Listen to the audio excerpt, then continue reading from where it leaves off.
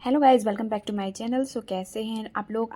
I hope आप लोग सब बहुत अच्छे होंगे। मैं भी बहुत अच्छी हूँ। या मॉर्निंग का टाइम हो गया है और ब्रेकफास्ट की तैयारी करनी है, लंच की तैयारी करनी है। तो लंच की तैयारी चालू हो चुकी है। जैसा कि मैं यहाँ आटा गूँथ रही हूँ, फिर लंच और ब्रेकफास्ट सब कुछ पैक करके मैंने हस्बैंड को ऑफिस भेज दिया है। अब मैं यहाँ पे अपना डेली रूटीन स्टार्ट कर रही हूँ। तो मैंने यहाँ पे योगा स्टार्ट किया अपना, जो मैं डेली रूटीन में इंक्लूड करती हूँ। और 5 या 10 मिनट नहीं, मैक्सिमम 20 मिनट कम से कम मैं करती ही हूँ योगा। क्योंकि योगा करने से दिन भर आपका बॉडी फिट रहता है। शुरू शुरू के दिनों में आपको बॉडी में स्ट्रेचेज होंगे, बहुत थकान से फील होगी। फिर यहाँ पे मैंने फ्रेश होकर के पूजा पाठ कर लिया है। मेरी सुबह सुबह मैं पूजा किए बिना कभी नहीं खाती। फिर यहाँ पे मैंने स्टार्ट किया अपना डाइट वाला ब्रेकफास्ट बनाना, जो मैं डाइट में बनाती हूँ। मैं यहाँ पे मैंने दही को लटका दिया था कपड़े में डाल करके, तो वो हंग कट बन जाता है। फिर यहाँ पे मैंने कॉर्न लिया है, गाजर को पूरा इसमें चॉपर में छोटा छोटा महीन महीन क्रश कर दिया है पूरी तरह से। और उसमें गाजर था, खीरा था और शिमला मिर्च थी। इसमें मैंने ऑरिगेनो, नमक और थोड़ा सा काली मिर्च डाला है। हंग कर्ड है। अब सबको अच्छे से मिक्स कर लेंगे। तो यहाँ पे मिक्स करने के बाद मैंने यहाँ पे इसमें ब्रेड लिया है, वाइट ब्रेड ही लिया है मैंने, अभी ब्राउन ब्रेड नहीं मंगाया। गलती से मुझसे वाइट ब्रेड आ गया है। वाइट ब्रेड डाइट में नहीं खाना चाहिए। फिर यहाँ पे मैंने घी गरम किया है। मैं बटर में नहीं सेक रही हूँ, बटर हेल्दी नहीं होता है। तो यहाँ पे घी को फटाफट से गर्म कर लेंगे ताकि कम क्वांटिटी में लगे। अगर हम जमा हुआ घी यूज़ करते हैं तो वो ज़्यादा क्वांटिटी में लग जाता है। फिर यहाँ पे इस तरह से जो हमने हंकर्ड वाला मिक्सचर बनाया है उसको ब्रेड में लगाएंगे और सेक लेंगे दोनों साइड से। फिर यहाँ पे चाय भी गर्म हो चुकी है। चाय मुझे सुबह सुबह एक टाइम चाहिए होता है और मैं दिन भर में चाय नहीं पीती हूँ। सुबह सुबह एक टाइम मैं शुगर वाली चाय सिर्फ लेती हूँ। फिर यहाँ पे मैंने ब्रेड सेक लिया। फिर मेरा नाश्ता हो गया था तो मैं डस्टिंग में लग गई। पूरा घर एकदम बिल्कुल ऐसा हो जाता है जैसे अगर क्लीन नहीं किया तो मुझे ही अच्छा नहीं लगता है। तो फिर मैंने घर को पूरी तरह से क्लीन किया। पूरी डस्टिंग करनी होती है क्योंकि मेरी जो मेड आती है ना, वो सिर्फ झाड़ू पोछा और बर्तन करती है, डस्टिंग इंक्लूड नहीं है। डस्टिंग के लिए उसे अलग से पैसा चाहिए होता है। तो मैंने सोचा कि उसको मतलब पैसा क्यों देना, अपने हम दिन भर फ्री रहते हैं तो डस्टिंग का काम मैं खुद कर लूँगी। फिर यहाँ पे डस्टिंग करते करते मैंने यहाँ पर जेठालाल तारक मेहता का उल्टा चश्मा लगा रखा था।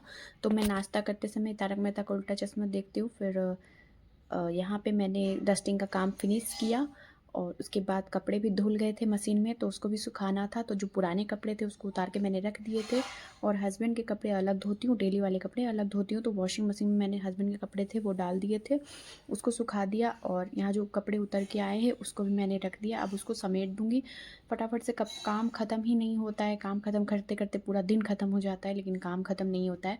फिर यहाँ पे मुझे इतना सारा काम कंप्लीट करते करते थकान सी हो जाती है। तो मैं इसलिए मैंने वॉक जो है अपना मॉर्निंग में रखा हुआ है। काम करके तुरंत वॉक के लिए नहीं जा पाती हूँ, तो इसलिए 6 बजे उठ के मॉर्निंग में जाती हूँ वॉक के लिए। आज गई थी, अब कल से देखती हूँ क्या रहता है शेड्यूल। हेलो गाइस, तो अभी सारे काम ख़त्म हो चुके हैं और अब मैं राखी पैक करने वाली हूँ। मेरी राखी 2 जगह जाती है, एक बेंगलोर और एक बिहार। तो मैं दिखाती हूँ मेरे राखी का कलेक्शन, मैं क्या क्या राखी लेके आई हूँ अपने भाइयों के लिए।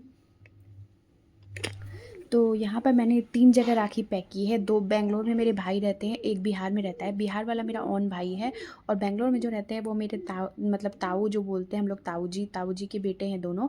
तो पहले हम बेंगलोर में थे तो उनको राखी हमेशा मैं बांधती थी, तो इसलिए मैं उनको राखी भेजती हूँ। क्योंकि वो जब मैं बेंगलोर छोड़ के पुणे आ रही थी तब उन लोगों ने बहुत इमोशनल हो गए थे कि हमारी बहन जा रही है तो हमें अब कौन राखी बांधेगा। तो मेरे अंदर एक अटैचमेंट हो गई थी कि मैंने उनको ये आश्वासन दिया था कि भैया मैं कहीं भी रहूँ राखी मेरी हमेशा पहुँच जाएगी आप लोगों के पास, आप उसके लिए टेंशन मत लो।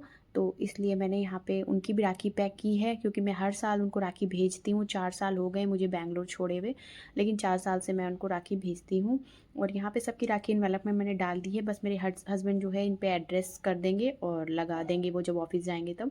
तो यहाँ पे कुछ राखियाँ रह गई थी जिसको मैं नहीं पैक किया, क्योंकि ज़्यादा हो जाती है इनवेलप में राखी और आप मन के हिसाब से नहीं भेज पाते हो। इनवेलप में लिमिटेड राखी ही जाती है।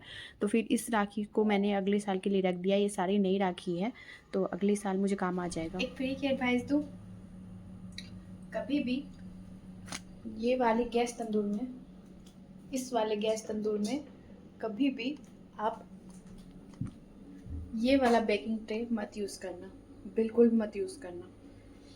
अभी मैंने इतनी मेहनत से बनाना केक बनाया था, इतना बढ़िया बैटर बना था, इतना सब कुछ अच्छा बना था। मैं दिखाती हूँ केक का क्या हाल हुआ है। मैंने इसमें ही बेक किया था और ये इतना पतला होता है कि ये आई थिंक माइक्रोवेव के लिए सही है, लेकिन ये गैस तंदूर के लिए सही नहीं है। केक की हालत देख लो।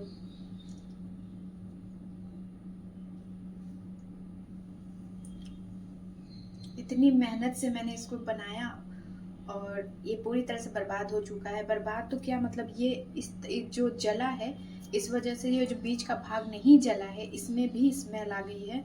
और मैं अब इसको तो यूज़ नहीं करने वाली, इसमें अब ओवन आएगा तब कभी यूज़ करेंगे। ये बहुत पतला है और बहुत जल्दी इसमें जल गया केक। और जब मैंने बीच में ट्राई किया था तो ये बीच से पका नहीं था केक, तो मैंने इसको थोड़ा सा फ्लेम को हाई, मतलब लो से हल्का सा हाई किया था, बाकी मेरा फुल्ली लो ही था जो आँच थी। और ये जल गया, पूरी मेहनत मेरी बेकार हो गई। देख सकते हो आप, ये इतनी मेहनत मैंने की थी और इससे पूरी जली हुई बदबू आ रही है।